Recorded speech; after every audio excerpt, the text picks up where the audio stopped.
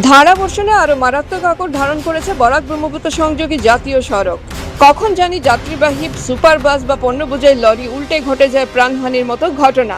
বলা যায় বর্তমানে এক আতঙ্ক নগরীতে পর্যবসিত ব্যস্ততম এই সড়ক যে কোনো সময় বন্ধ হয়ে যেতে পারে বরাকের লাইফলাইন ৬ নম্বর জাতীয় সড়ক, কারণ সড়কের বুকে পুকুর সম গর্তের মিছিল।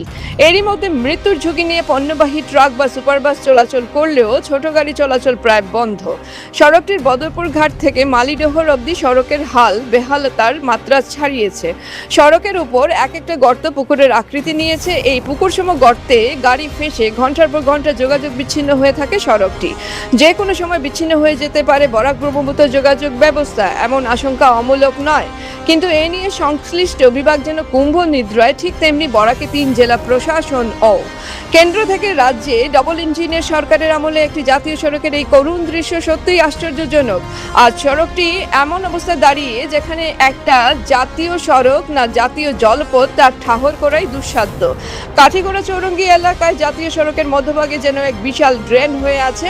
শুধু চৌরঙ্গিই নয়, সড়কের গুমরা পাইখান এলাকায় ও অনুরূপ ড্রেন হয়ে আছে। এদিকে মুষলধারার বৃষ্টি, অপরদিকে ক্রমাগত যান চলাচল, ফলে এই ড্রেনগুলো ক্রমশই দীর্ঘ হচ্ছে। কালাইনের জাতীয় সড়কে মুহূর্তে যেন এক নরকুণ্ড। পায়ে হেঁটে চলাচল তো প্রশ্নই ওঠে না, যানবাহন চলাচল প্রায় দুষ্কর। এদিকে গুমরা পাইকান এলাকায় ও জাতীয় সড়কের উপর হয়ে আছে সারিবদ্ধ গর্ত। বলা যায় গর্তের মিছিল হয়ে আছে এখানে। একই হাল সড়কের দিগরখাল ও লক্ষ্মীছড়া এলাকায়। প্রতিদিন প্রাণের ঝুঁকি নিয়ে গন্তব্যে পৌঁছায় হাজার হাজার পণ্য বোঝাই ট্রাক। অনেক সময় এসব গর্তে ফেসে দিনের পর দিন যানজট লেগে থাকে। স্থানীয়রা NSIDCL এর নিম্নমানের কাজকেই দায়ী করছেন। নিম্নমানের কাজ করে NSIDCL 2 পাইস কামিয়ে চরম দুর্ভোগের মুখে ঠেলে দিয়েছে কাঠিগড়ার জনগণকে। স্থানীয়দের সাফ বক্তব্য, বরাক ব্রহ্মপুত্র বৈষম্যের বাস্তব নিদর্শনে এটি। মুখে সমতার বাণী আওড়ালেও বাস্তব অন্য কথাই বলছে।